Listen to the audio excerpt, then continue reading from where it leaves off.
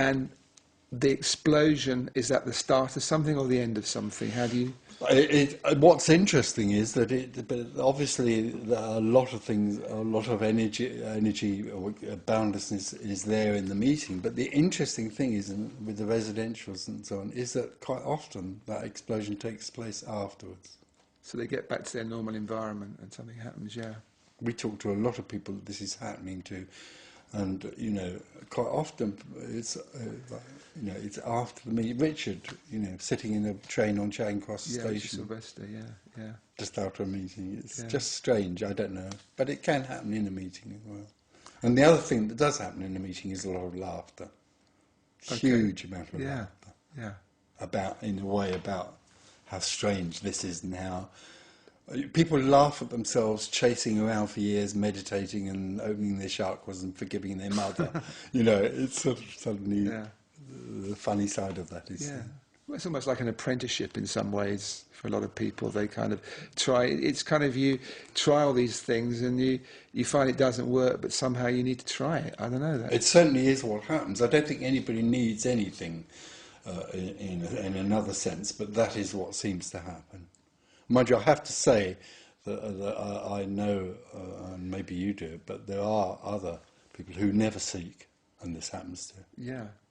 Just, can't even spell the word enlightenment, and suddenly... Yeah, well, we were talking about this before we started. Yeah. This guy, John Wren Lewis, who is an English guy, he died recently, and he was living in Australia, and he did some research. Something happened with him. He wasn't a seeker, and he basically took a poison sweet on a bus in Thailand. Right, he went unconscious, was taken to hospital, almost died, but not quite. And when he woke up, it's whatever had happened, and his life was completely different. And he did some research. I was reading on the web that he did some research, and he was looking for similar people who he felt were in a same thing happened, or similar thing happened to him. And he found that 75% of the people he found had done nothing like he hadn't before. It just happened. Yeah. We had a publican friend in Ireland, we go to Dublin, who, had no more interest in this than fly in the air. And he was walking along one day and suddenly the whole thing was over. He vanished and there was just everything. Yeah. And he got in touch with a doctor who said to him, "Oh, that's Buddhism." And he went to... Really? The doctor said that? Yeah, well, it's quite sweet in a way, because that was the nearest he could get to it. And then he went to a Buddhist meeting. No, this isn't it. He went to a few others. And it just so happened that he heard about me being in Dublin. He came in there, sat down in there, and he said, "That's it." Yeah. Bang. But he had no interest in it. These kind of things on a personal really fascinate me. And one of the last interviews I did a few days ago for Conscious TV was a guy called Benjamin Zephaniah. Right. Now, he's basically, you'd call him, he's a Rastafarian poet, kind of a punk poet.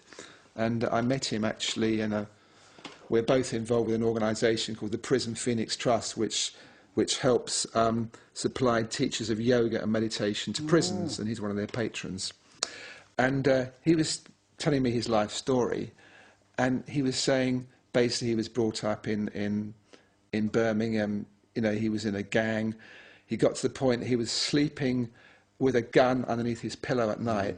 And then one morning he woke up and said, he just had a realization, if I do this for one more day, I'm either going to be dead or in prison. He'd been in prison once, in prison again.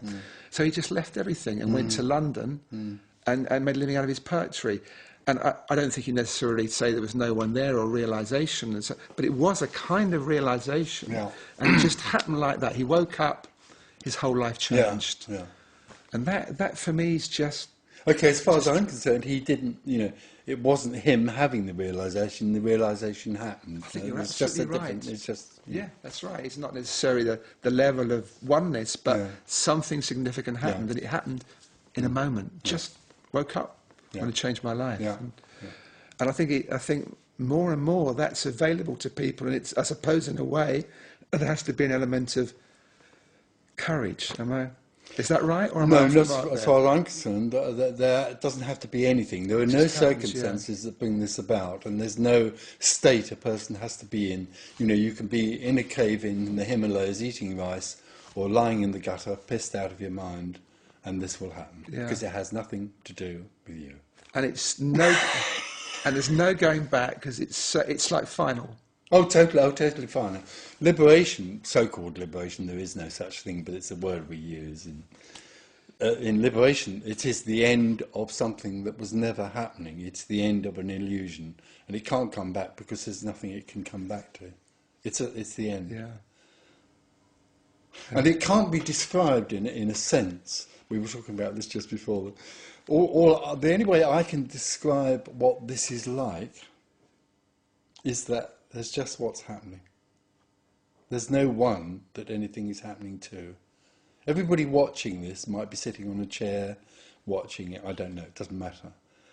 But when they watch it, it's possible to suddenly realise that there isn't anybody sitting on a chair. All there is sitting on a chair. It's as simple as that. It's totally simple, and for the individual, it's very frightening. So are you saying there can be anxiety after it happens? Are you talking about an individual who's watching this happen with someone else? Or are you talking about... No, what I'm talking about is the proposal that liberation is about the absence of the individual. It's the end of individuality. So until it happens, that's frightening for an individual. Of course it is. The idea of ending their, in a way that everything they think they are is frightening. But the strange thing is that all it is the end of is a total illusion. It's just like a piece of smoke that's there that you really believe in, and then suddenly it's not there. And life just goes on. Life obviously goes on. This thing drives a car and walks in here and talk, you know. Everything goes on in free fall. It's just total free fall. I think the other thing that's frightening is people believe, it's very sweet, but people actually believe that they are the managing directors of their life and that they control their life. After there is no one, it's realised that there isn't any control. But that's frightening it also. I will lose control. What will happen if I'm not here? Well, what happens is life. It was always like that. So what happens to your personality? Well, as far as the character is concerned, the physiology and the neurology of the actual, you know, let's call it a character. There's no one in there. The body, the person, that goes on and is now free to even be more of a personality or a character because there's nothing in there. There's nothing in there judging it. There's no little me saying, "Oh, you shouldn't talk like that or be like that." What we see with people is they become more so. In the colour of them, in the taste of them, in the way they speak, in their bodies. You can see it in their bodies. They're totally, you know. But there's no one in there doing that. But the personality is just a program, basically. That Totally, but it's a programmed... The brain is the most amazing instrument, which actually correlates and works out everything that you and I are now doing, you know. There isn't anybody doing this. The brain is doing this. In other words, in the end, being is simply waving its arms around and appearing to be a person.